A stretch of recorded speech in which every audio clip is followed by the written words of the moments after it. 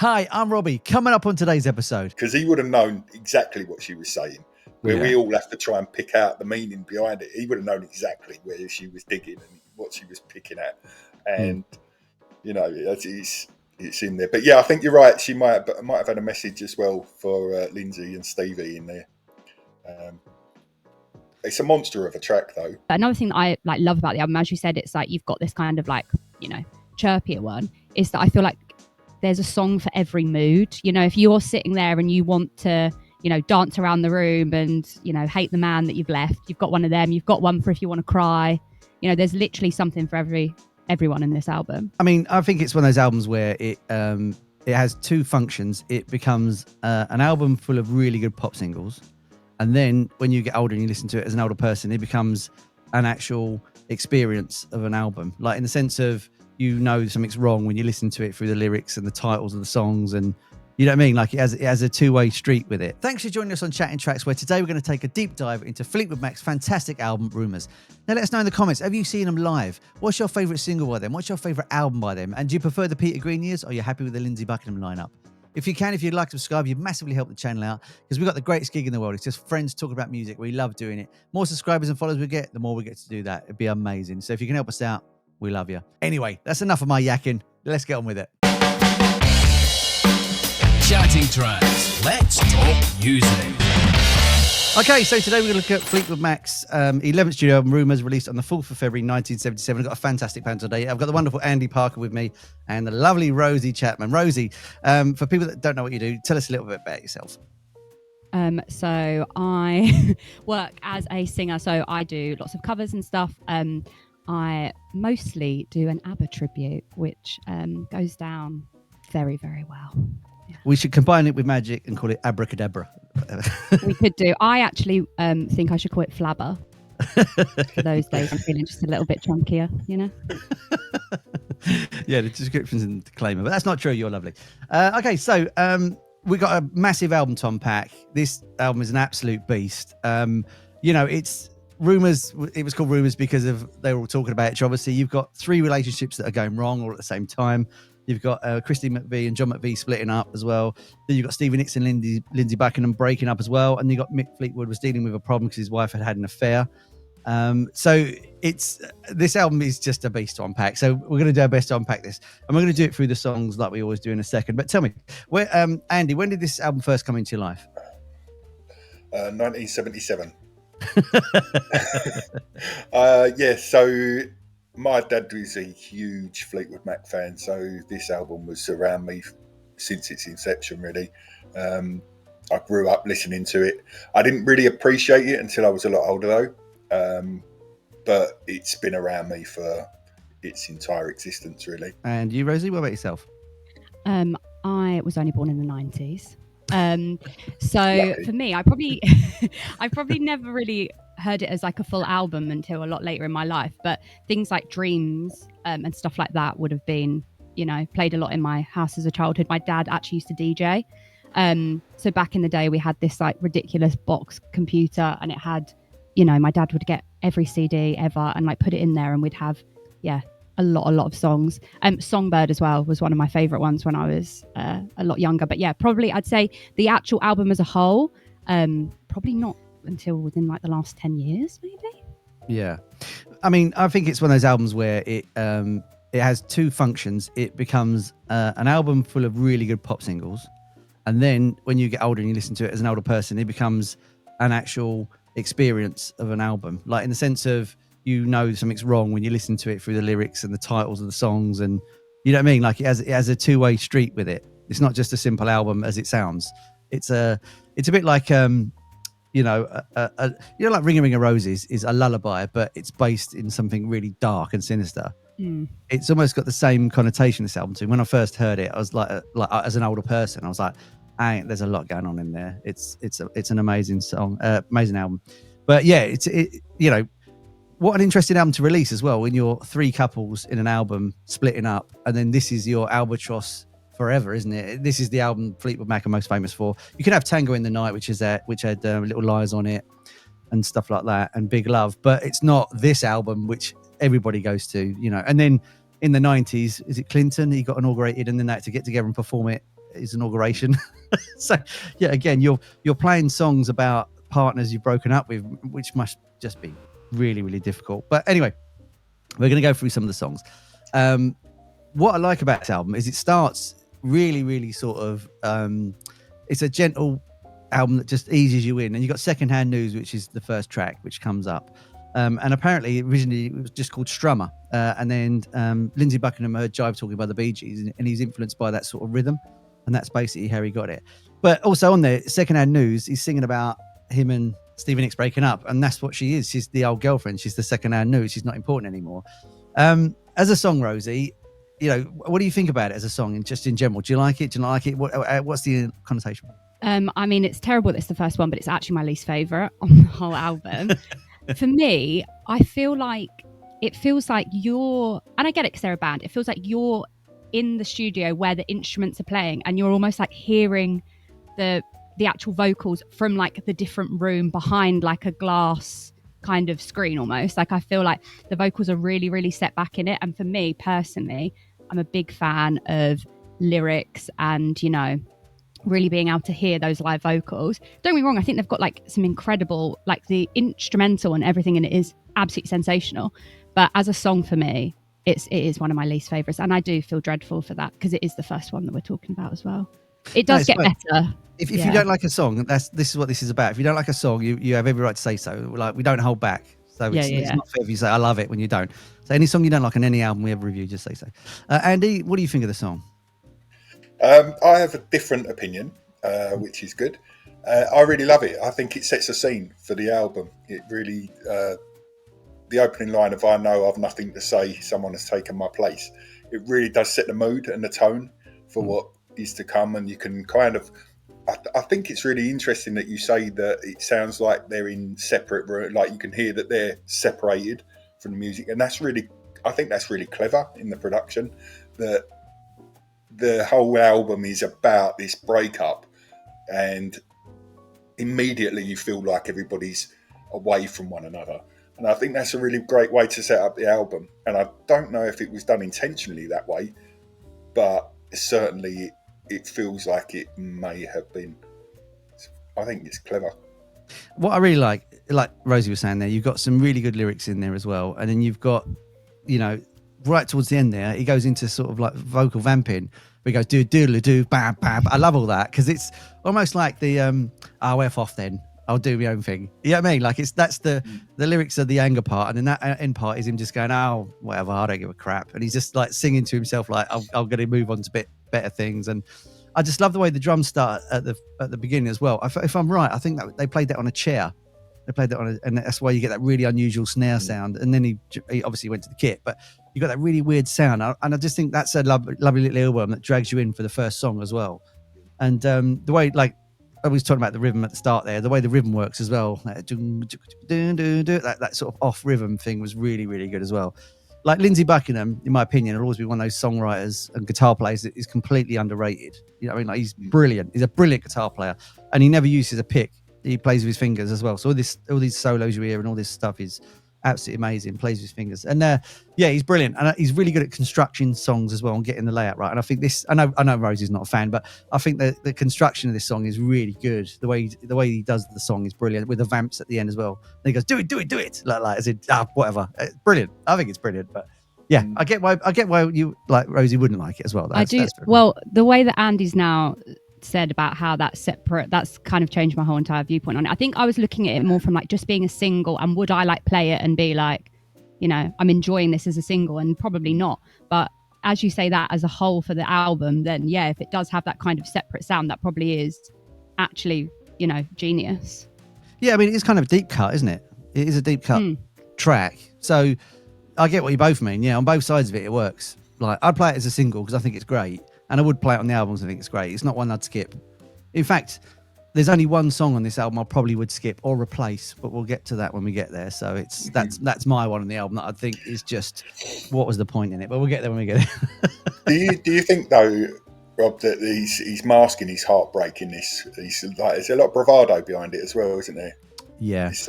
I think like any man, when you get dumped, you then get very sort of macho, don't you? And you get like, didn't need her anyway. And I think this is his attack. Like, I mean, there's many attacks on each other on this album, but I think this was the first blow, like the sort of, you're just my old girlfriend, I don't give a crap, you know. And I think you're right. Yeah, I think it's a man being a man and not actually saying, actually, we broke up and that really hurts me. You know what I mean? Like, I think it's, but then the album wouldn't have been this album if it went that way. Would it? It wouldn't be like this at all. No. Well, you know, I think it's a great track. I get why Rosie's not too sure, and Andy sees it. Oh, that's great. Okay, so we're on to Dreams, which is a fantastic song. Apparently, when they were all sort of having a bit of a ding dong, she walked away from the main studio, sat down, and wrote it in. I think it was Slice Jones' studio. She was in there doing it. Yeah, and she wrote it there and that. I want to get your impression first of all, Rosie, of Dreams, the actual song. What do you think of it as a song? That's probably one of the first ones that I ever heard as like a solo, and really, really love it.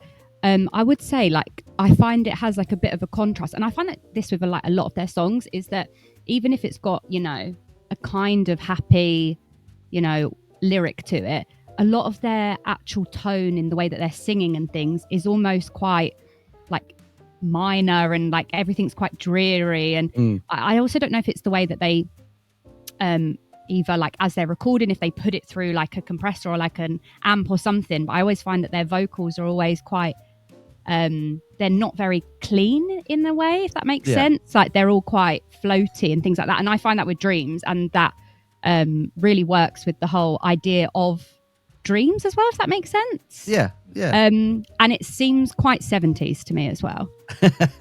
I feel like it's got a proper like 70s feel to it, but I love this one, and I absolutely love Stevie Nicks in it as well. Going back to what you said there, yeah, you've got the singing style of like laid back and sort of chilled, where she goes, there you go again, you say you want your freedom. It's singing out the conversation, isn't it? Yeah.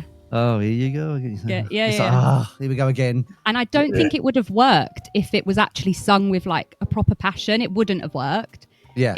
You almost need, because they're all trying to deal with this I don't care about everything that's happened. They sing in this laid back stuff. Like the actual like instrumental to it is almost like, you know, I'm just going up in a lift. Do you know what I mean? It's got this kind of like vibe to it. And actually, like, you know, if that song was written about you, you'd probably be a bit, you know, a bit hurt by this, especially by the way that she sings it. As I say, so laid back, so kind of like monotone.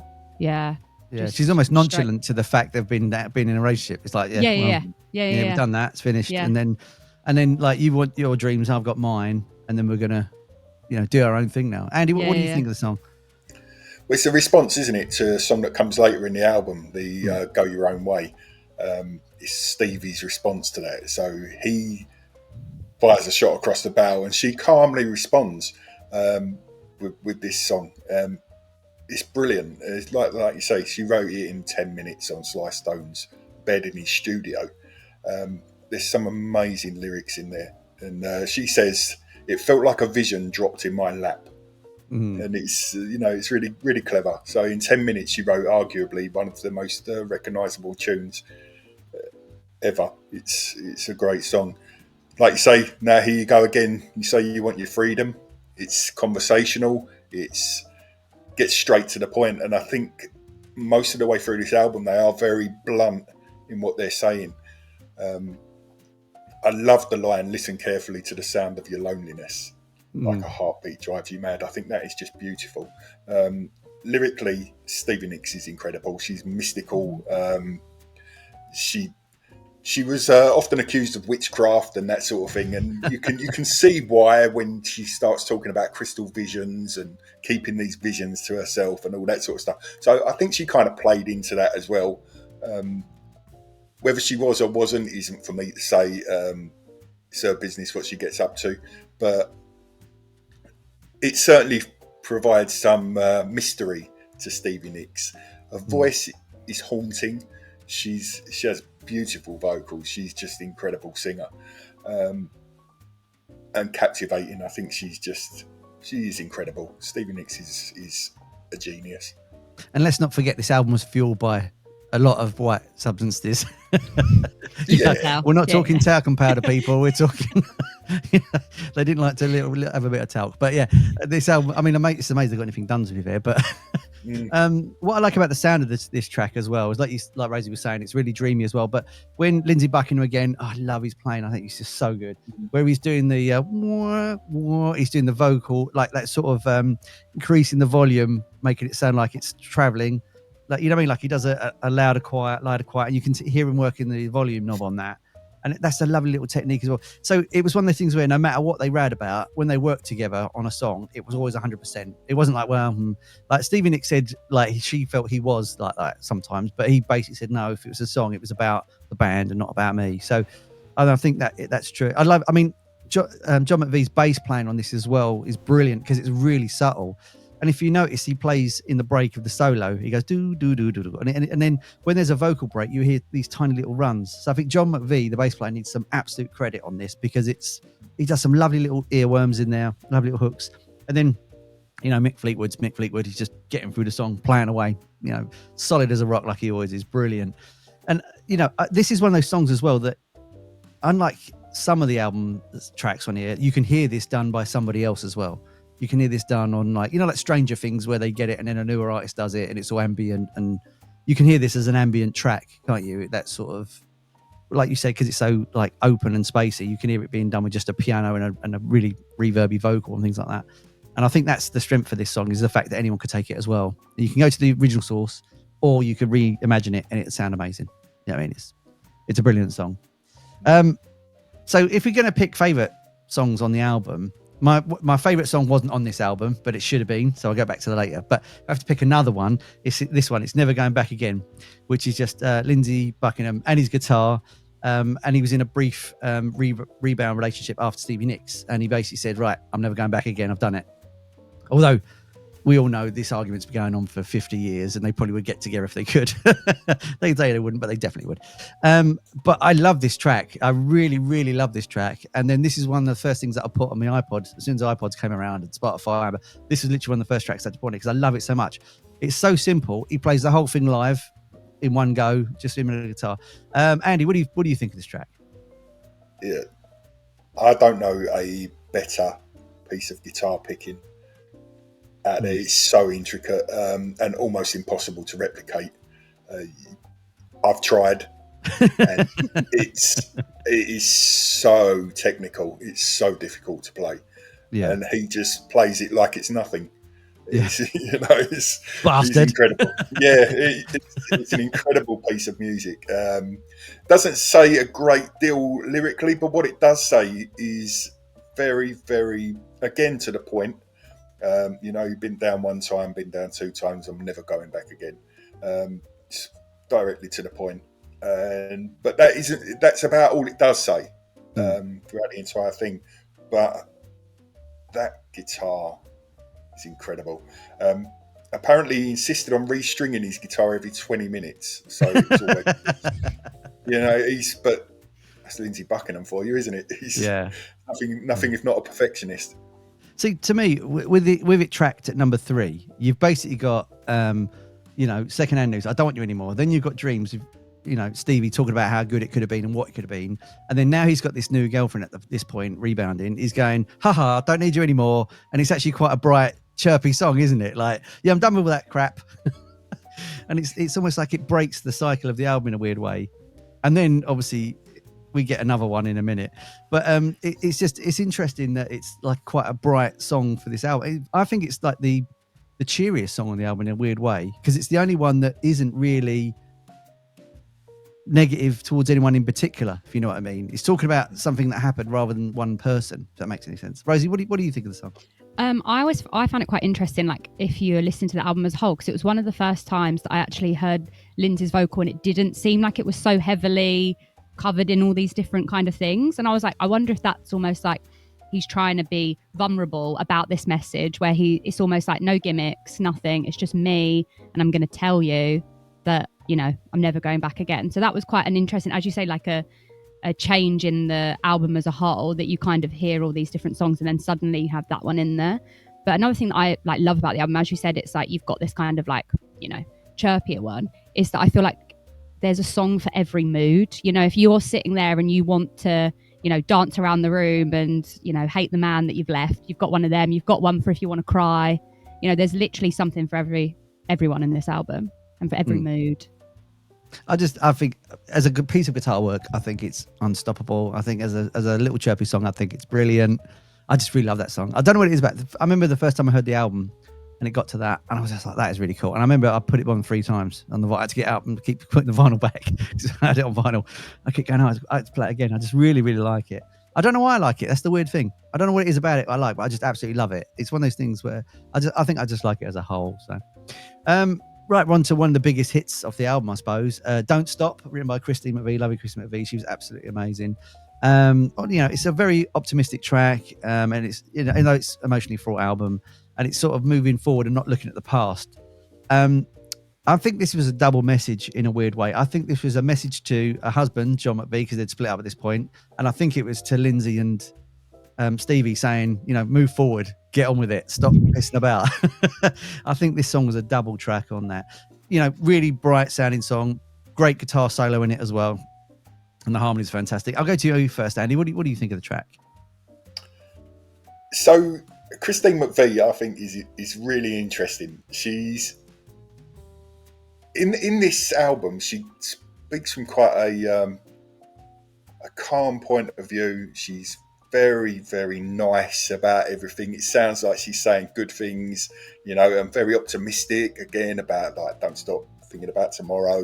Everything's going to be all right, But underneath it all, there's some really vicious feelings in there. And the more I listen to the album, and particularly once you know who writes what and where it falls into line, the viciousness really does start to make itself apparent the more you listen. And this one is probably the calmest of them, but she does dig him out quite a bit, John, and I do feel sorry for him because he had to play bass on it every night and know what it meant, because he would have known exactly what she was saying, where we all have to try and pick out the meaning behind it. He would have known exactly where she was digging and what she was picking at, and it's in there. But yeah, I think you're right. She might have had a message as well for Lindsey and Stevie in there. It's a monster of a track though, and she shows herself as the great writer that she is through this song. She's really, I think that the whole band are really, really good at what they do. Yeah, they're very talented and brilliant songwriters, all of them. Like you say though, we've had 3 songs by American writers, and this is the first English songwriter. So is it the English whimsy way of being, you could have your leg cut off and you're all right, yeah, I'm fine, just a bit of a bite. Is it that sort of, is she writing from that aspect? You know what I mean? Like the British whimsy of the upper lip and not showing too much, but writing vicious lyrics like you're saying. Do you reckon it's that way around? Maybe. Yeah, maybe. I wouldn't like to say. What do you think? I think it's that way. I think it's the British stiff upper lip coming into place. I think that's what it is. And what about you, Rosie? What do you think of the song? I love this one. It's one of my top. Do you know what I love about this album as well? Is there's actually so many songs that I love as actual singles. For the most part, in a lot of albums, I kind of am like, that one's okay, and then I'm like, I love, maybe 1 or 2. But yeah, absolutely love this one. What I love most as well is that you say that there's like this message that could, is obviously to her husband or ex-husband, and then you're saying that it might be also towards Lindsey and Stevie. But what I love is that as a listener, for the most part, you're just absorbing it as something completely different, and you're kind of thinking, is it, especially with the way that the actual instruments are playing, that you're thinking it's quite a positive thing, and we're all like, don't stop thinking about tomorrow, we're having like a party about it. But I love that actually deep down, and I think this is quite British actually, is that actually deep down you're having a dig. Yeah. You're having a go. You're being, passive aggressive. Yes, that's the one. The classic British passive aggressive. But yeah, in terms of like, as you say, like the harmony on it, the instruments, absolutely incredible. Like as a whole, absolutely love that one. I think it's a great song, and I get why Bill Clinton wanted to use it and all that sort of stuff, because it is quite positive. But if only you knew what the British write songs about. Okay, so I think there's 2 songs particularly on this album that are the most vicious, and our second one will be from Chrissy McVie in a little while. Accidentally or not, I think it's one of the 2 most accidentally vicious songs on it. So we're up to Go Your Own Way. which is obviously completely directed at Stevie as well. But we'll talk about the lyrics in a minute. But musically, I think this song is absolutely brilliant. The way he sings the vocal like really intensely as well, like shacking up's all you want to do, like really having a go at her. And then, but for me, it's the way that second guitar comes in on the, is it the counter rhythm? It goes doom, do, do, do, do. So you got the rhythm jumping a little bit as well. So not only have you got these intense lyrics, you've got this guitar that makes it sort of uncomfortable because it's in a place it shouldn't be, but it works perfectly as well. Until you get to the chorus when he just plays like standard 4/4 or whatever. But yeah, I just think I think it's bloody fantastic. Yeah. Yeah, this is a monster. This song, it's really, this is vicious, nasty. He's almost snarling at Stevie in this. I didn't know until recently either that that you can go your own way can be construed as telling someone to F off. Yeah. Yeah, like well. Shove it. And I didn't really realise that because I'm so caught up in like you said about the last track, it kind of, you can hear it in different ways.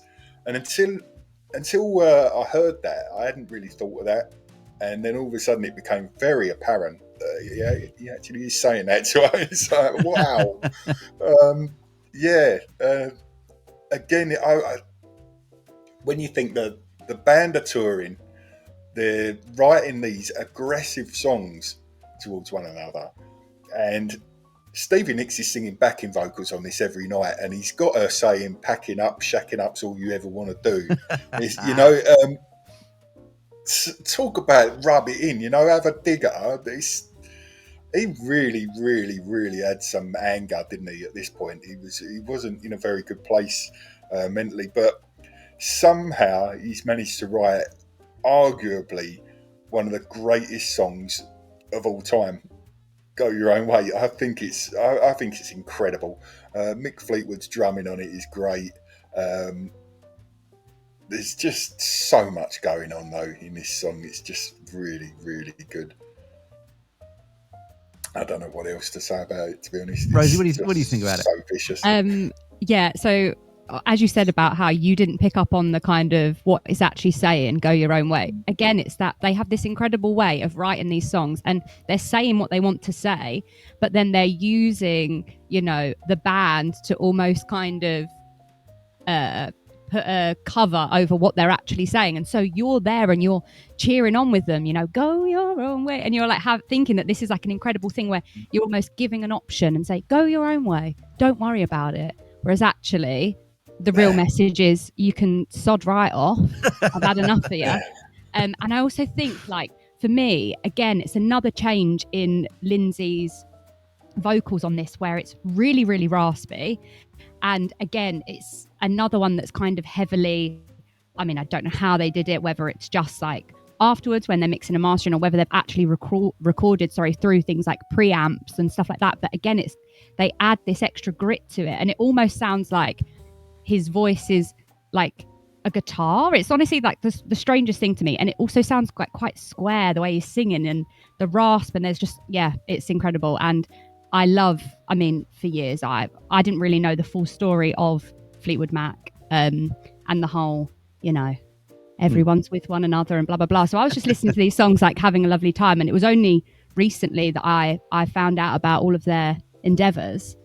And as you say, now you listen to it and you're like, oh, that probably wasn't so nice. But going what you say there, you're absolutely right, Rosie. It's almost like Stevie is standing in front of him, like here, and he's talking to her.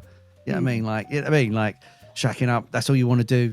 You know what I mean? It's as if he's having a point in conversation. Like he's so angry at her but she's gone, what have I done? And he's going, da-da-da-da, tell me why.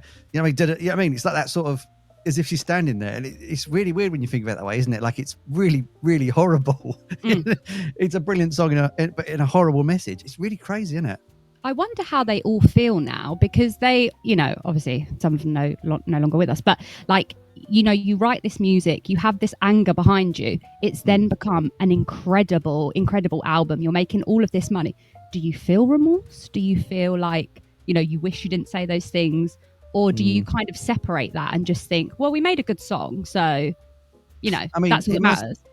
I mean, the only way you can liken it, I suppose, say you went in your loft and you went through a box and found a note from an old boyfriend or girlfriend, and you read it and go, "Oh yeah, it must be like that sort of." Yeah, I remember when you told me to sod off in front of a million people, and we released it as an album.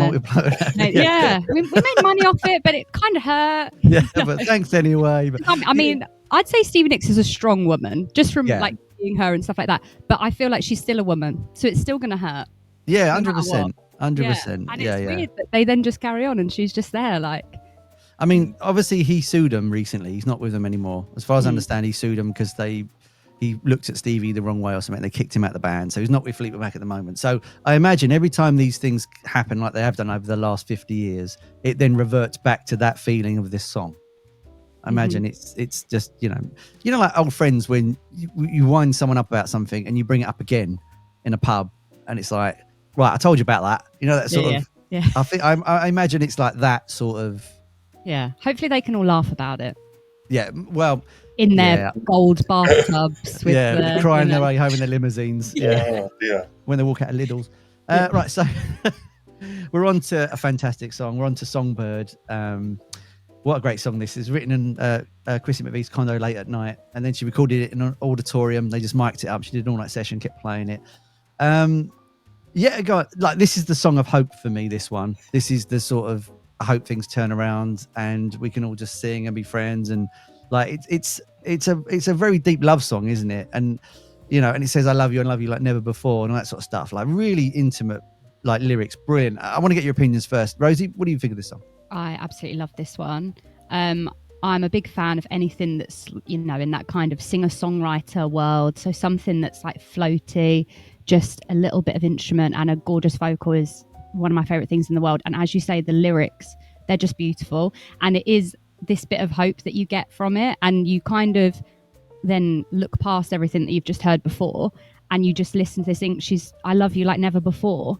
And I mean, God only knows what she was talking about. She could have been, you know, opened up a packet of biscuits or something and thought, I'm going to sing to those biscuits. But you can kind of then in your head place, you know, a little bit of hope on something, even if there is none. Yeah. And also, I mean, I don't know if she wrote it exactly. Did she write exactly for this album, or was it just one that she had?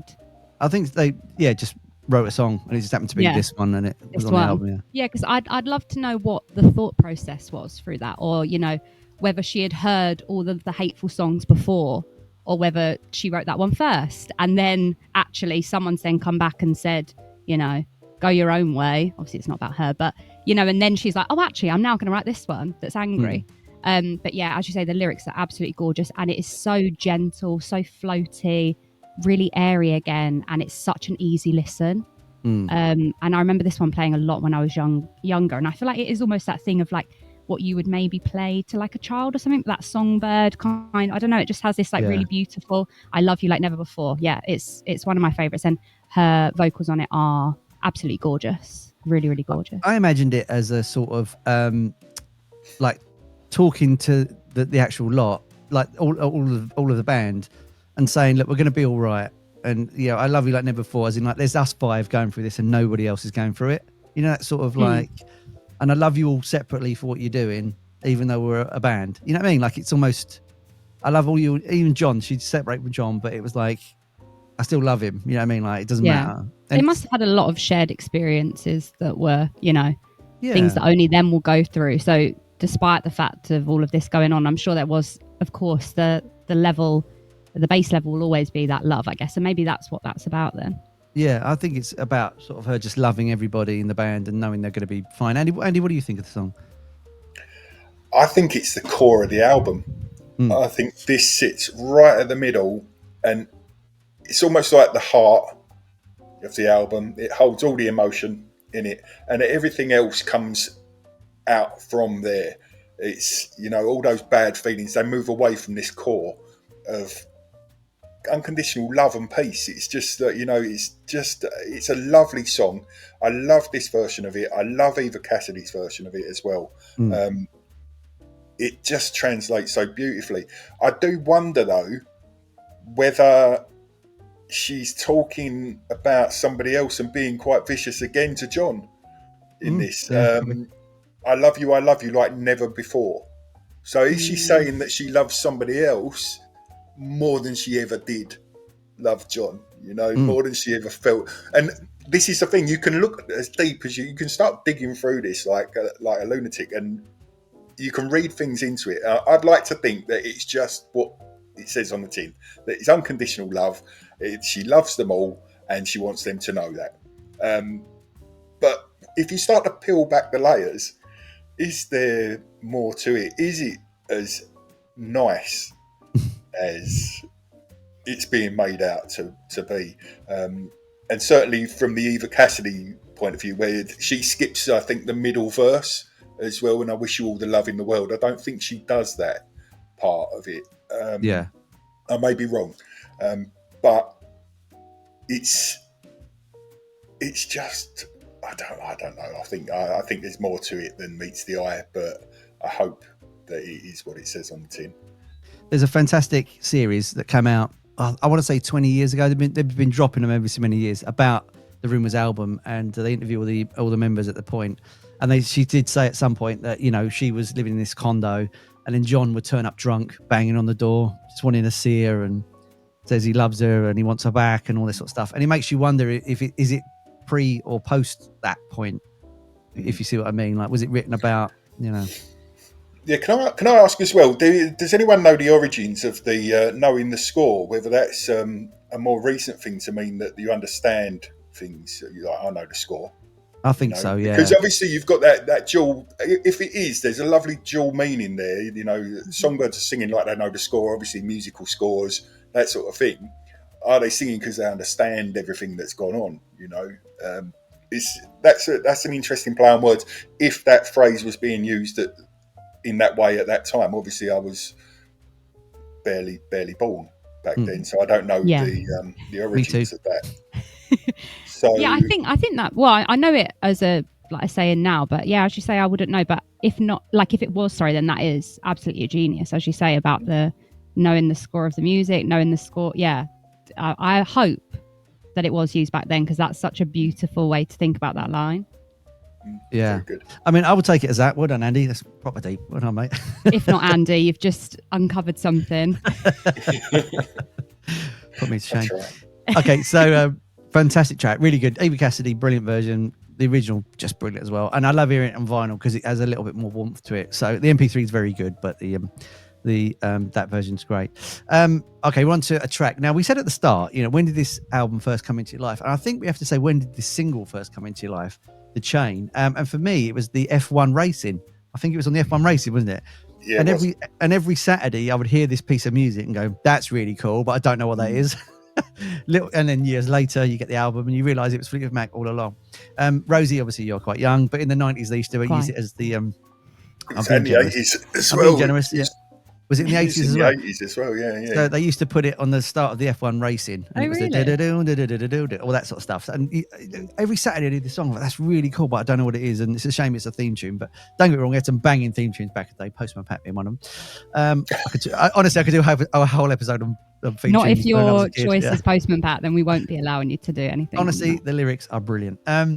Anyway, so it's credited as all five of them wrote parts of this song as well. One of the only tracks. Christine McVie's song, Butter Cookie, Keep Me There. Apparently that's what it was as the working title, but she never finished it. And then John obviously came up with the middle part as well. What I love about this song is it's a bit of a journey song. Like, it starts like almost as if it's in a Western, when you've got the sort of dobro sounding going on, banjo sound from Lindsey. And then you've got that sort of just that kick drum coming in as well.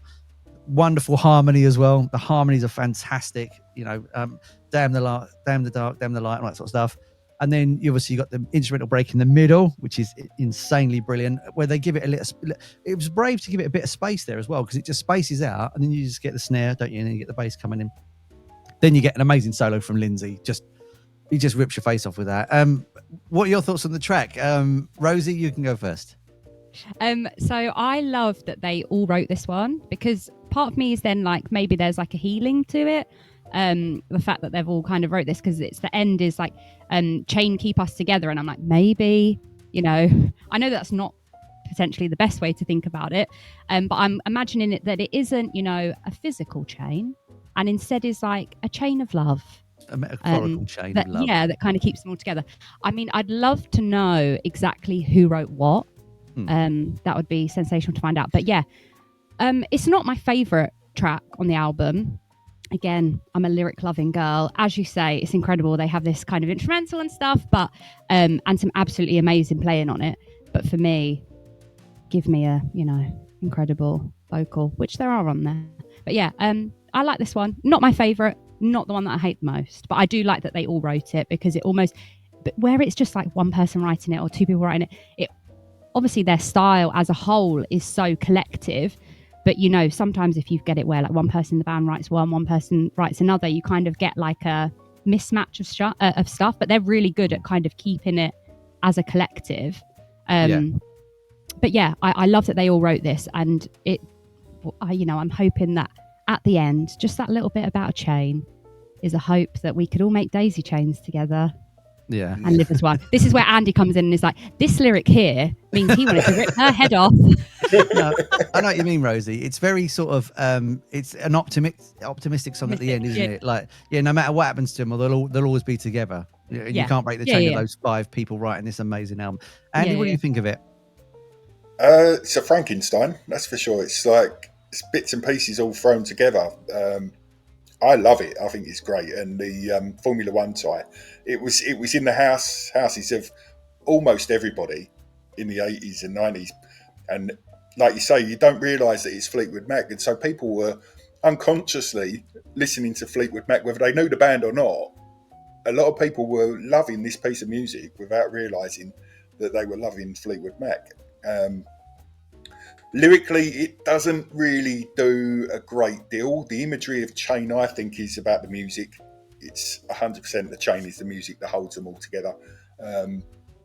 It's just brilliant. They're all falling apart, and the music is the one thing that they can all get together and do. And like we mentioned earlier on, it's incredible that this album was ever made, really.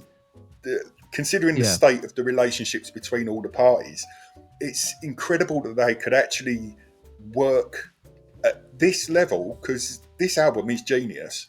And to have achieved those heights under those stresses is just amazing. It's a wonderful, wonderful album. And this song, although I don't think is the best in terms of lyrics, musically, it's really, really, really good. It's got some really catchy parts.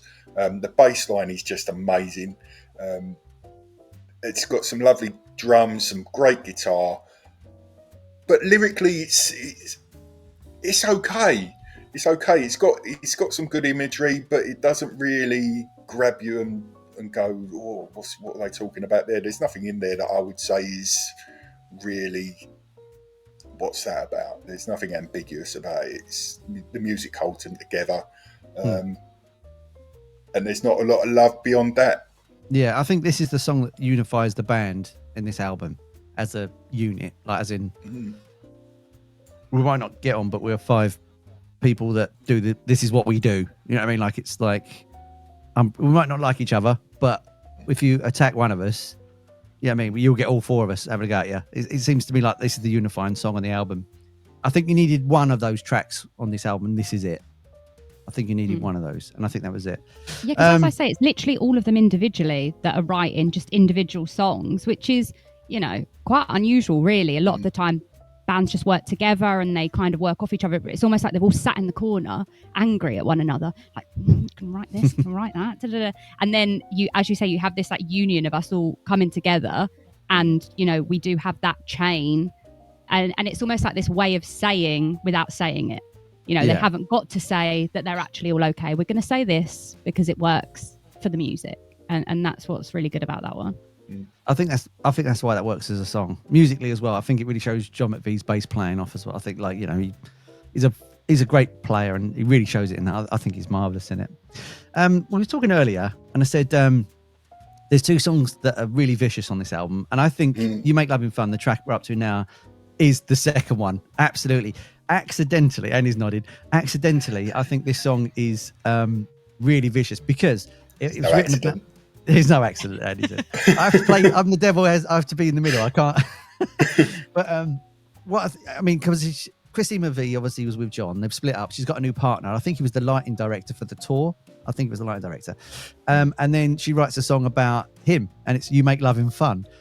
I mean, even the title is questionable, but it's the fact that she's saying that my new partner was way more fun than my old partner, who's standing over there playing bass, by the way.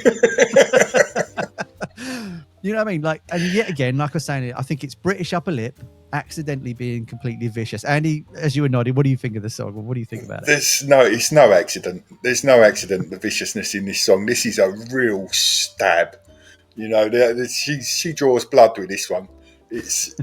It's not nice at all. And like you say, he stood there playing the bass on this every night, and she's saying that this other fella makes her happy with the things she does and all that. You know, she didn't believe in miracles, but now she's gonna, and all that. I don't believe in the ways of magic, and now I'm wondering why I don't believe in magic, because you are amazing. And it's like, you know, there's no way that she didn't mean it to be like that. This is really, really vicious. And I put in my notes that she's quite vicious during this period of her divorce. And yeah, she really does lay it in quite hard. And she told John that she wrote it about her dog. Yeah, to avoid the fallout from it.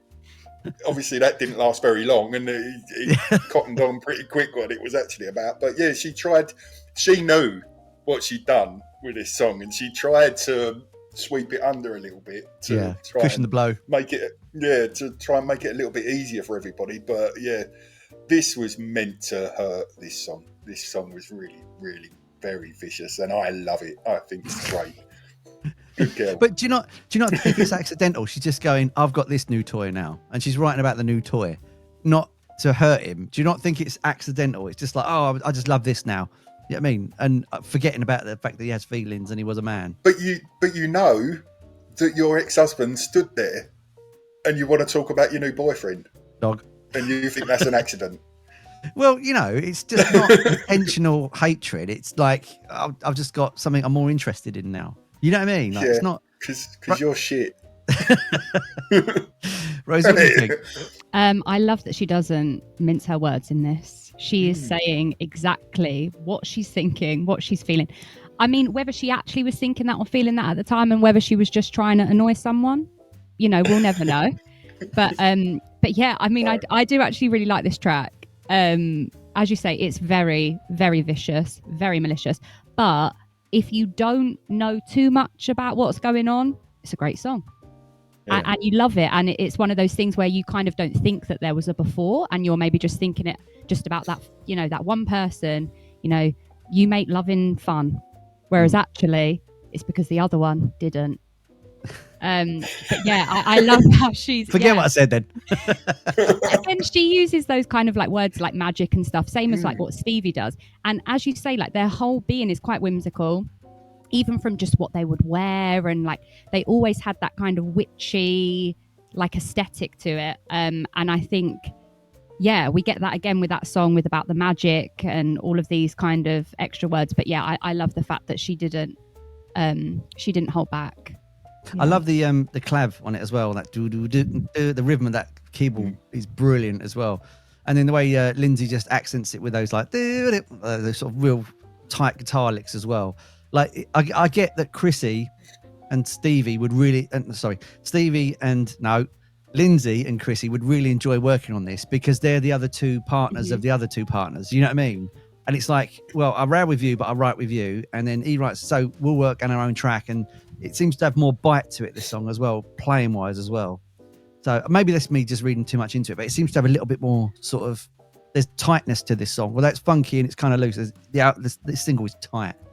And I think like, you know, Lindsey seemed to go above and beyond on this, not as much as he did on Dreams or, you know what I mean? Like there's a bit more sort of.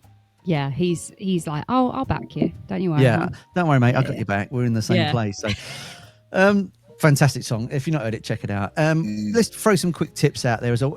In the description for this video, we're going to put a link to the Spotify playlist because there's a live 1977 tour, which is brilliant. And they do some of the first Fleetwood Mac album and this album from start to finish. We'll put that on there as well. Also from 97, The Dance. I think it's on Sky and YouTube. Check that out. They do this album from start to finish again. It's brilliant. Anyway, I'll just throw those in there while I remember. Okay, so I was saying earlier there was a track that I wasn't too bothered about, and I would take this one out, and it's I Don't Want to Know. It was written before Rumours during the Buckingham Nicks era.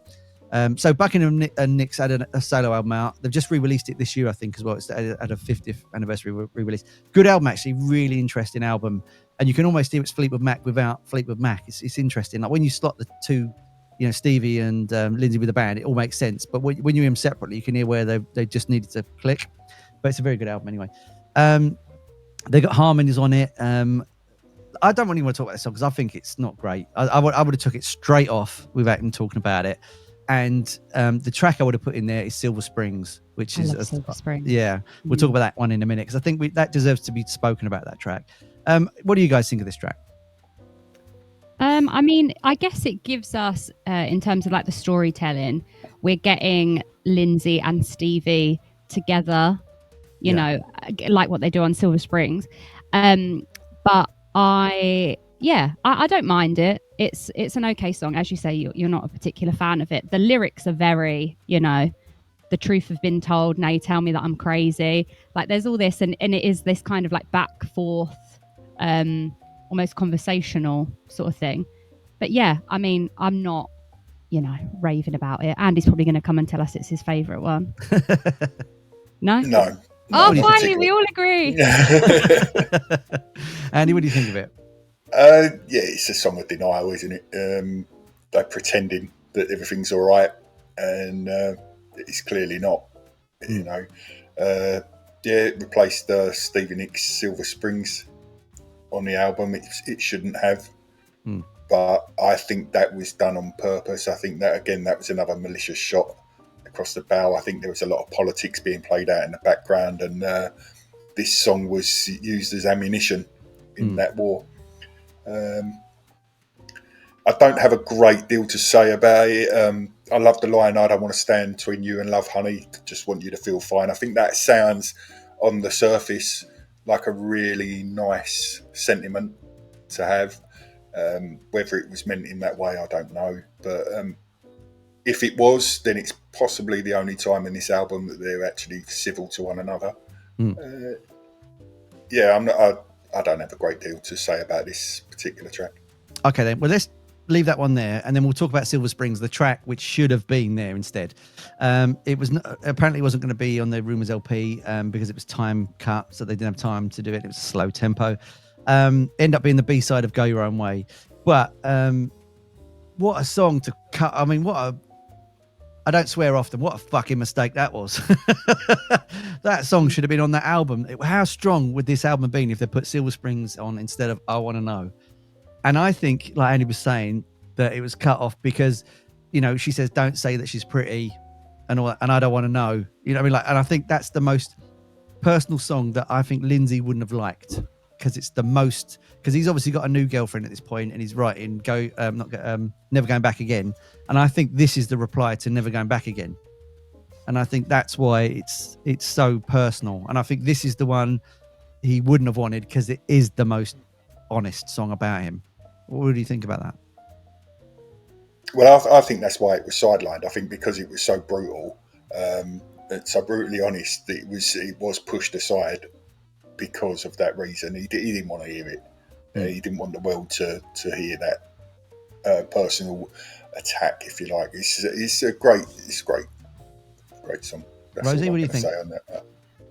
Yeah, I completely understand that. It's kind of such a shame though, because you know you spent the whole entire of this album being really honest about your feelings and stuff like that, and it's almost like Lindsey's now hurt, so we can't do that one. Whereas actually, you know, everyone's going for everyone. But my favorite things ever are just watching the live performances of that song, because the tension, the anger, you can feel it. And it is one of the most incredible things to watch, because they don't almost, you know, they're taking it out on one another, but they're doing that with the music. So I almost feel like it increases the actual quality of the song, because they're taking that passion, they're turning it into these like incredible vocals and this incredible guitar. But it's just one of the best songs, and apparently it is on some of the Rumours albums now. I don't know if there's any that have been kind of like it's the deluxe editions. Yeah, they have added that onto it, and I believe it was meant to be like track 7 or something. Probably, it sounds about right. So probably on the end of the first one. But yeah, it's one of the most incredible. I think that's another thing that really brought me to Fleetwood Mac, was watching their live performances of that song, because that really, I was like, oh my good God, I can feel this. Yeah, and they could just walk off at any point. One of them could just go, right, that's it, I'm out. And it's this like battle against one another, and you can just suddenly, understand all of the feeling from one song. I think it's, one of the most incredible things, whether they both agree with that or not. They're probably like really angry every time they have to do it. But yeah, I think it's just, absolutely incredible, and it is definitely missing from this album. You're right, because she gets to look him in the eye every time and say, you could have been my Silver Springs. Yeah. You know what I mean? Like, you cocked this up, not me. Yeah. Amazing. Like, I can't speak highly enough of this song. I think it's bloody brilliant, and it's just one of those things that should have been promoted a lot more. They should have done the Beatles idea and released it as a separate single to promote the album. Maybe they should have done something like that with it, just to have got it out there. I mean, how can that be a B-side? I know. Now, don't get me wrong. It's the B-side to Go Your Own Way. So it's its own argument. That one single, that 145 record, is a complete argument from A-side to B-side, right? I get it. Like, if you flipped it over, you would get both sides of the argument. But how can you have that as not a double A-side? You know what I mean? Instead. Because to me, that's fucking wrong. It's just wrong. I don't like it. It doesn't settle right with me. I think we should do one of those things where they get a petition to get it to #1 for Christmas. For Christmas? we do something like that. We'll get about that. Yeah. Well, there was like some sort of series that came out. It was I cannot remember the name of it, but it was meant to be about this band who essentially the whole storyline is Fleetwood Mac without being Daisy Jones and the Six. That's the one, Daisy Jones and the Six. And then this whole I can't remember exactly where it was that they were performing the Silver Springs, but this video resurfaced, and it is absolutely unbelievable. She's like in his face, like, you will never get away, and I'm like, this is incredible. It's a great TV series. I've not seen it, but and the girl that plays the main Daisy Jones is Elvis's granddaughter. Yes, so it's amazing. She's got that sort of look. It's brilliant. Anyway, our tip is, go to the comment section once you watch this video, find that track. If you've never heard it, listen to it. You're going to fall in love with a new song, because it's amazing. Okay, so we're up to Old Daddy, the second from last track on the album, written about Fleetwood Mac's separation from his wife Jenny Boyd. Her sister, obviously Patty Boyd, was married to George Harrison as well, so you got a Beatles connection. They're around each other's houses and stuff like that. It's great. Apparently it was called Addy during the production due to a tape incident cutting the part off the daddy. But they played that tape so many times it literally went thin, so I'm not surprised they did that, and they use a backup eventually. There's a famous story about that. Apparently they could hold the tape up and see through it. That's how much they did overdubs and stuff like that. Really nice song. Bass line's fantastic in it as well. I love the atmosphere of how moody it is, like that track is as well, because it's a song about sadness but hope at the same time, and I just love how it works. Rosie, what do you think of this song? It's a beautiful, again, really, really sad song when you kind of listen to the lyrics, but it's so beautiful. I think that Christine is absolutely incredible at songwriting. For me, from when I'm looking now, she writes all of my favorite songs, and I think she's just an absolutely incredible lyricist. It's just beautiful, and the words are gorgeous. As someone, I don't know the full ins and outs of why she fully wrote this or like what it's for, but I feel like anyone can kind of take this song and make it something that is a feeling of their own, which I think is an incredible thing about music. And I love when songs you can do that. You can just take them and you can find the lyrics and you can be like, this is what they mean to me. And again, she sings so whimsical and so beautiful. Yet again, she doesn't ever do anything that's particularly like, incredible with her voice. Like, she doesn't, throw out these, incredible belty things or like, these high notes. She just does beautiful, soft and just floaty, gorgeous vocals. And this song is incredible. It's almost like looking up to him as well, like in two ways, like going, oh daddy, like, don't worry, but also it's like, what's going on at the same Yeah, time help as well. me, almost. Yeah. And it reminds me of Morrissey, where he wrote, I am the sun, I am the air. Now, in that one phrase, you've got two different things. Is it the sun and the air, or is it the son and the father? You know what I mean? Like it's that lyric to me is like that, where it's a double meaning of you can take it which way you want and whichever way works for you. So, you know, she's writing about someone having a divorce. And to me, it's writing from the kid's point of view, looking at their dad. Yeah. And I feel like she's having some honesty there about maybe she hasn't been the greatest of people. Yeah. And I think that's the first time that we've kind of really heard a proper sense of, you know, you're not in the only one that's in the wrong. Like, we're both in the wrong, and what we've done is unfortunate, you know, for the children. But it's time to take a bit of responsibility, which I think is a beautiful way to almost end the album. And you, Andy, what do you think? Yeah, a lot of pain in this song, I feel. You know, I love the lyrics. How can you love me? I don't understand why. That really lays her bare, doesn't it?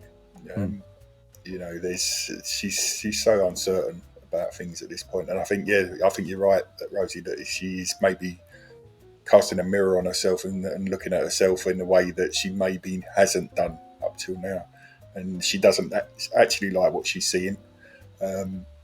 It's really good. There's another line of thought that it's actually tied to Christine's lover and not the Mick Fleetwood thing, because Stevie Nicks often teased Christine during rehearsals by singing it so dramatically and, like, you know, making it, this is about, I know what this is about.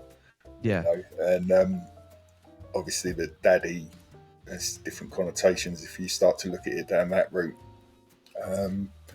It's beautiful lyrically. She is a wonderful vocalist.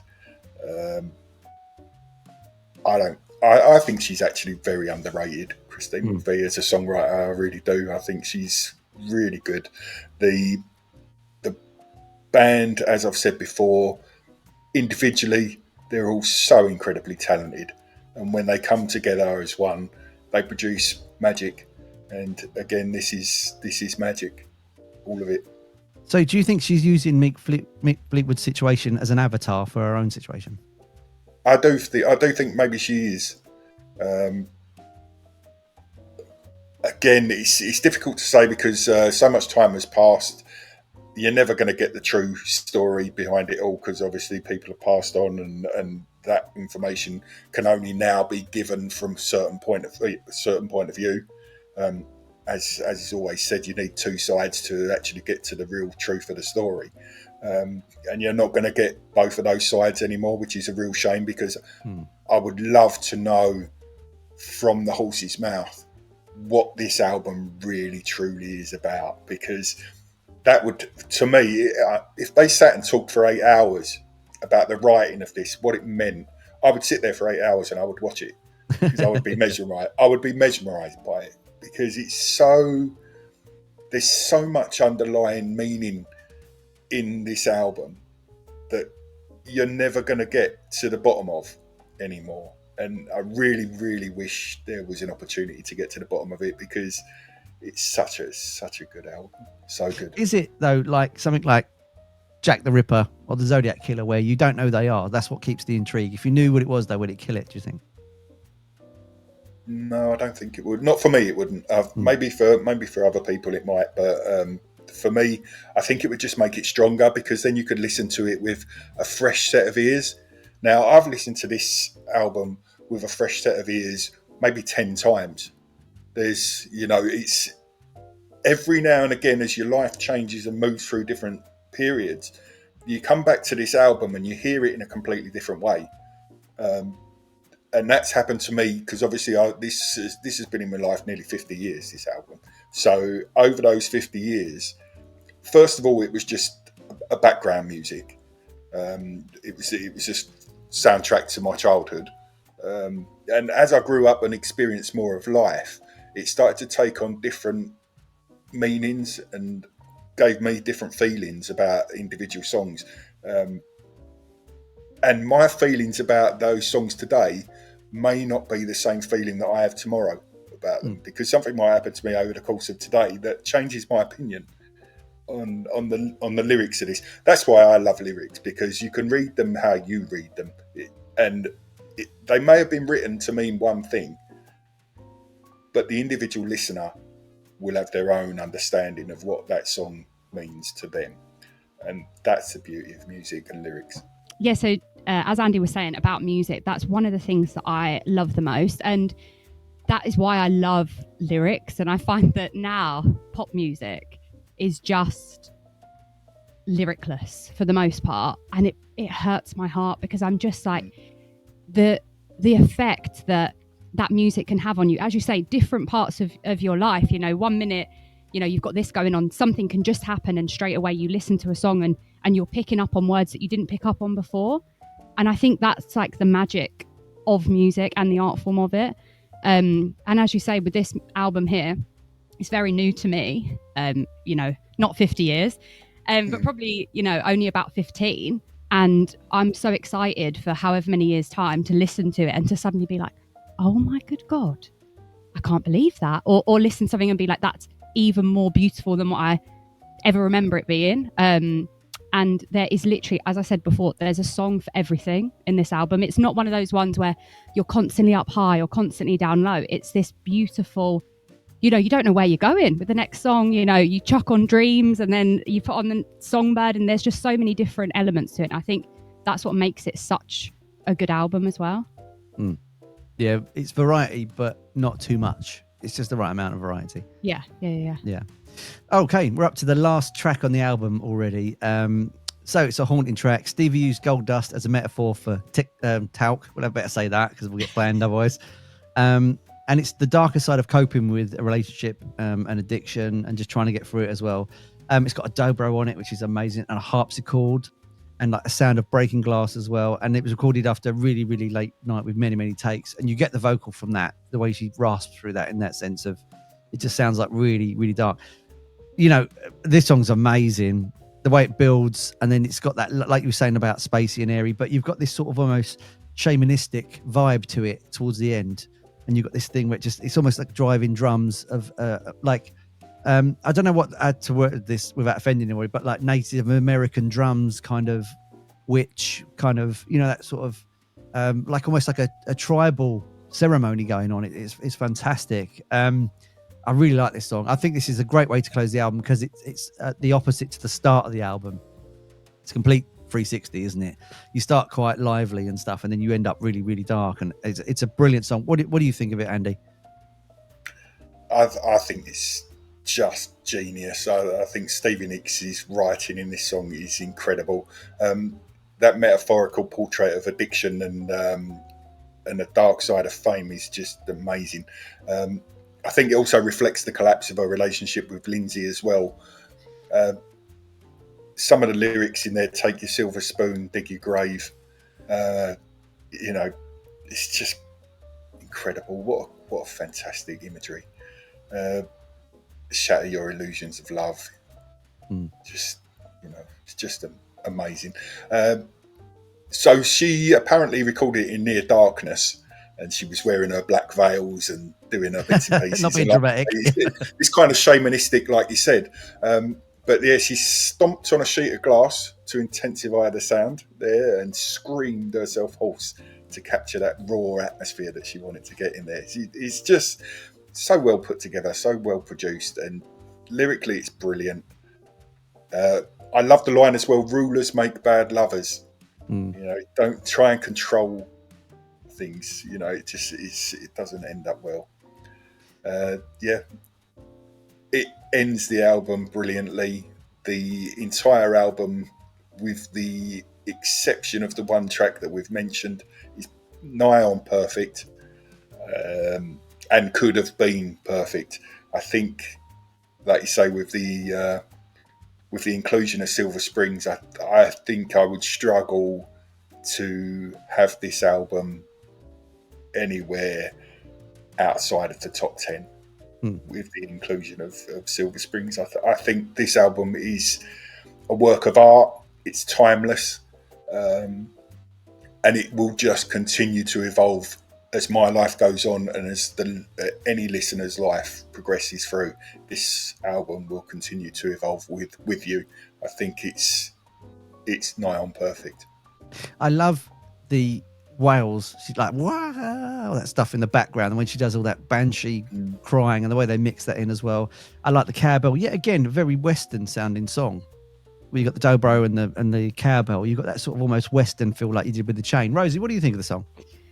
I almost feel like it's got, so obviously the one before this we had, Oh Daddy, we kind of are getting Christine's version of almost her end of it, which is this kind of, maybe I've done wrong, maybe I've got these kind of feelings. And then I feel like you go to Gold Dust Woman and you're kind of getting, you know, Stevie Nicks' end of it, which is almost she's mourning, the Black Widow and stuff like that. She's mourning her loss. And I feel like she tries so hard to kind of be a strong woman, but I think if you actually listen to the lyrics in this song, she's not, and she adds all these extra things, as you say, like the raspiness in her voice, that she's really trying to portray that emotion. But I almost feel like you're seeing two different sides to how things might be after a breakup. You've got the anger, which is in this song, and then I feel like you've got the kind of sadness that you get in Oh Daddy, and that's why I think the pair of those songs together really end the album beautifully, if we're thinking of it as a full breakup, heartbreak kind of album. But the lyrics of this are absolutely, incredible. She's, again, it's very witchy, whimsical. Yeah, very, very good. And you got the double vocal from the pair of them as well on the last track as well, singing Lindsey and Stevie together, which again is brilliant. It's almost like one more go at it together and we'll see if it works. And it does on this track. It's brilliant. Okay, let us know in the comments what you think of this album. That we've done the whole album now. What a great journey that was. Great chat. In the top 100 records of all time, Andy, where would you place this record? It would have been higher with the inclusion of Silver Springs, as I mentioned before. I struggle to put it outside of the top 5 because of what it's meant to me over the years, and its enduring imagery that just continues to develop. I would like to put it in 3rd. Wow. Ooh. You're going that high with it? Wow, I didn't expect that. I really do have a great appreciation for this album. I really do love it. That is shocking. You've never gone that high before. Rosie, where would you put it in the top 100 records? Do you know, for me, what I'm looking forward to is in my lifetime spending more time with this album and having the time to appreciate it more and love it more. While I love it now, it wouldn't be as high as what Andy's put his one there. I'd keep it out of my top 10 just in case, and I'd probably put it at 11 in the hope that in however many years time, when I get to listen to it more and kind of live with it more, that I can put it up there within my top 5, because it is incredible. And there is some absolutely, incredible singles on there as well. One day, Andy, should be standing over our graves and listen to this record. That's what she's trying to say. That's what she's trying to say. Yeah, and it will have new meanings. Exactly. Yeah. I'll be sobbing at you all. Yeah. I think it's a really good album. I'm going to put it in the top 10. I'm going to put it at 10, only because if Silver Springs was on it, it would have been much higher. Mm-hmm. So I can't put it higher because it doesn't have that on it. Like Andy said, I think it's a fantastic piece of work. Like Rosie said, I think the lyrics are absolutely on point for the whole thing. So I'm going to put it at 10. There is albums before that I know I would put higher. So I think 10 is a fair estimation for me. Let us know in the comments what your favourite track is on this album, what your favourite Fleetwood Mac track is as well. Have you seen them live? We'd love to know that as well. It's been a great chat. Thanks to my wonderful panel, Andy and Rosie. It's been great. Let us know in the comments, do you like Fleetwood Mac or do you not like them as well? Let us know about that as well. And thanks for joining the three of us. It's been an absolute blast today. I've really loved talking about this one because it's been really interesting. And we'll catch you on the next one. So thanks for joining us, and love and peace.